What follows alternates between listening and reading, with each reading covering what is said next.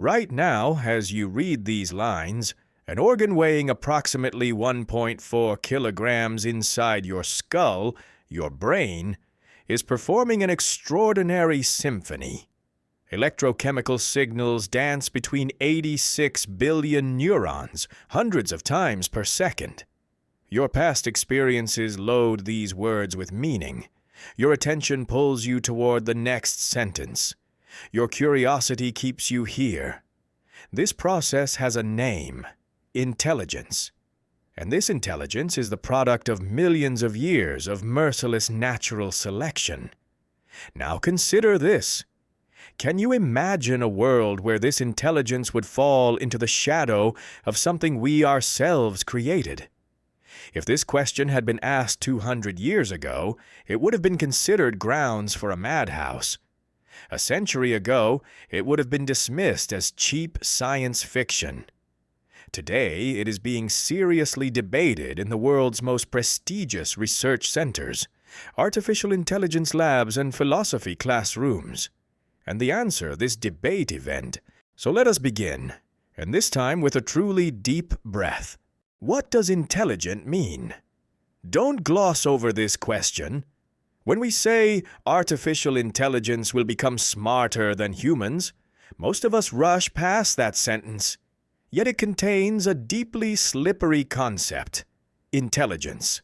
Intelligence is not a single ability. Playing chess requires intelligence. So does comforting a broken heart. So does finding your way around an unfamiliar city. And so does a 3-year-old child understanding why an object behaves the way it does.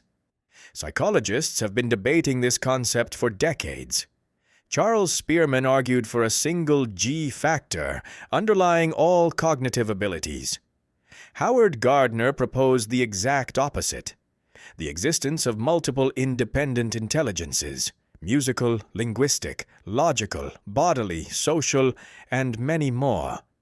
So, in which type of intelligence is artificial intelligence surpassing us? The answer is surprising: in most of them. GPT-4 passes the United States Medical Licensing Examination, USMLE, and does so with higher scores than the vast majority of expert physicians. DeepMind's AlphaFold model solved the protein folding problem that had remained unsolved for 50 years. This work was deemed worthy of the Nobel Prize in chemistry. AlphaGo defeated the world's best player at Go, a game humans have played for 2,500 years, requiring deep intuition, by a score of 4-1. In image recognition, deep learning models are detecting cancer cases that slip past the eyes of radiologists. But none of these systems have a mother. None of them can look up at a dinner table after a strange silence and ask, "Are you okay?" None of them can wake up in the morning feeling the weight of existence and still choose to get out of bed. But what if these abilities too develop day by day? Let us leave that question hanging for now and turn to history. There were once others who arrived as newcomers. Approximately 315,000 years ago, anatomically modern humans, those we would call Homo Sapiens, appeared on the African continent. But this was not an empty stage. Neanderthals lived in Europe, Denisovans in Asia. In various geographies, other humans who were related to our ancestors, but were not us. As Homo sapiens began to spread, these relatives of ours disappeared from the stage of history one by one. Neanderthals make for a fascinating example. Their brains were larger than ours. They made tools. They buried their dead. And some evidence even points to a capacity for symbolic thought. In a face-to-face physical confrontation, with their strong and robust build, they could easily overpower us. But Homo sapiens brought something that could not be resisted: complex language, social coordination, and cumulative culture. The ability to pass knowledge from generation to generation, to speak about things that are not present, to organize large communities around imagined concepts. This encounter did not end in a dramatic battle. Homo sapiens' victory was largely realized through ecological and cognitive competition. The Neanderthals were marginalized. They diminished. And finally, they disappeared. Or more accurately, they largely merged and blended with Homo sapiens.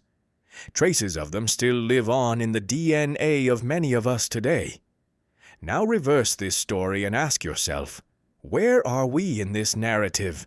If one day artificial intelligence systems surpass humans in every meaningful cognitive dimension, will Homo sapiens find itself cast in the role of the Neanderthal in this story?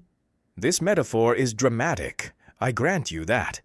It might even be somewhat unfair. After all, Homo sapiens created artificial intelligence, and Homo sapiens did not descend from the Neanderthals. But the following fundamental lesson that evolutionary history has taught us still holds. Nature carries no concern for protecting the previous. Those who adapt survive. But what if the changing condition is an intelligence built by our own hands? Researchers working on this debate rely on two critical concepts.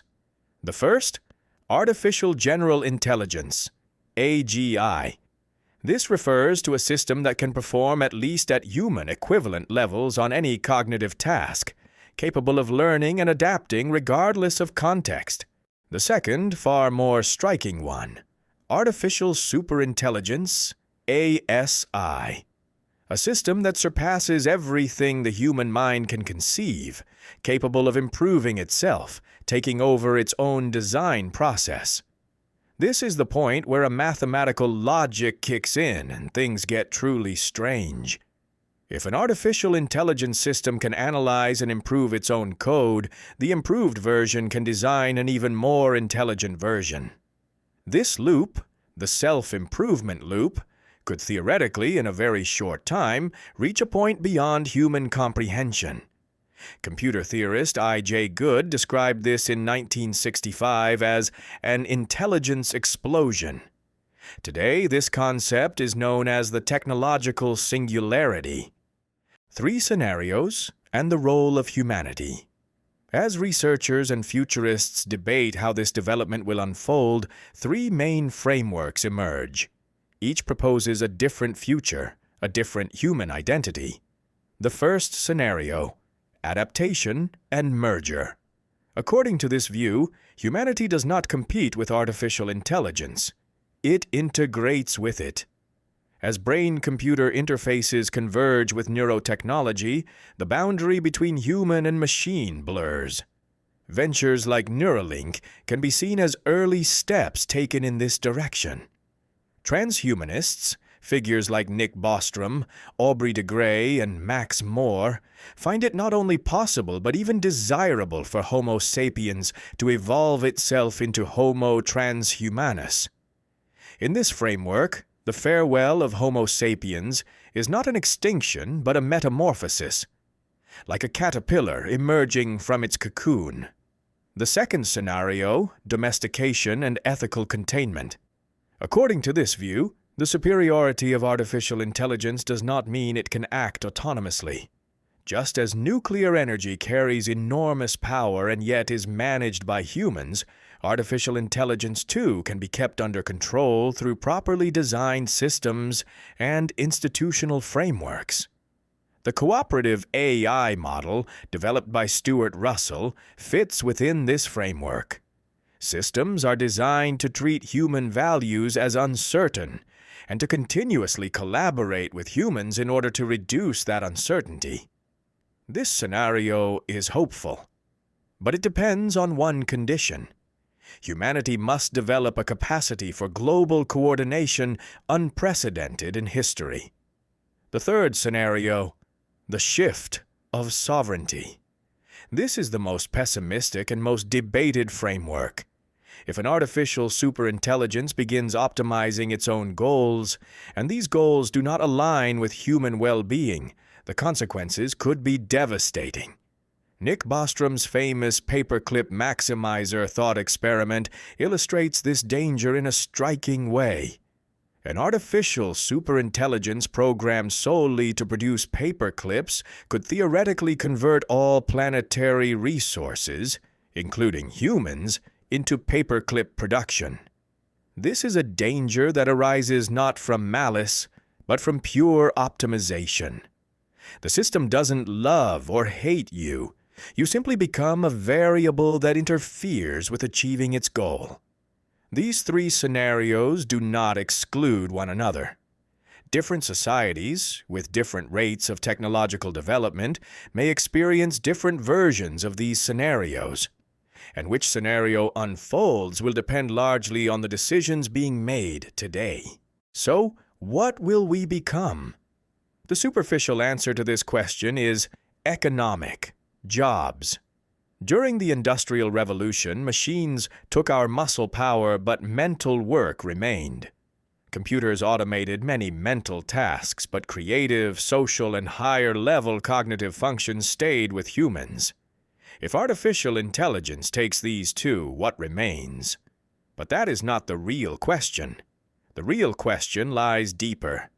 The very name Homo Sapiens tells us who we are, the knowing, the intelligent human. Throughout history, humanity defined itself largely through its cognitive capacity. We philosophized, built science, produced art, searched for meaning, all fruits of our intelligence.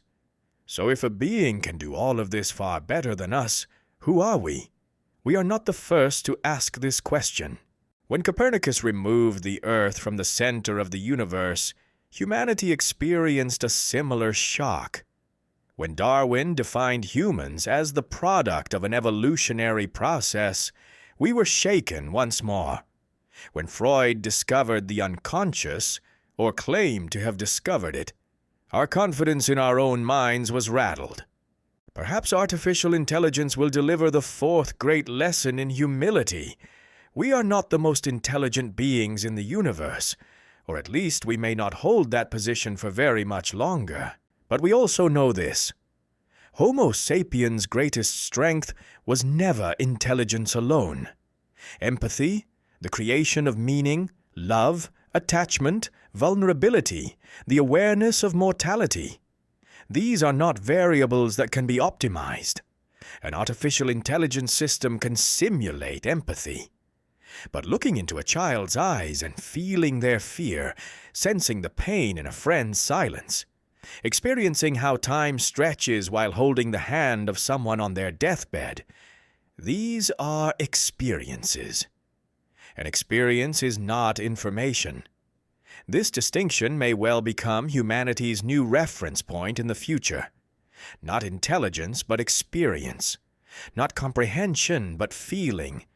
Not efficiency, but meaning. Farewell or transformation. When we say the farewell of Homo sapiens, what we mean may not be the extinction of our species. Perhaps it is a farewell to the era in which we were the beings at the pinnacle of everything. And even if this farewell is inevitable, it need not be tragic. Throughout history, humanity was dethroned from thrones it had placed itself upon.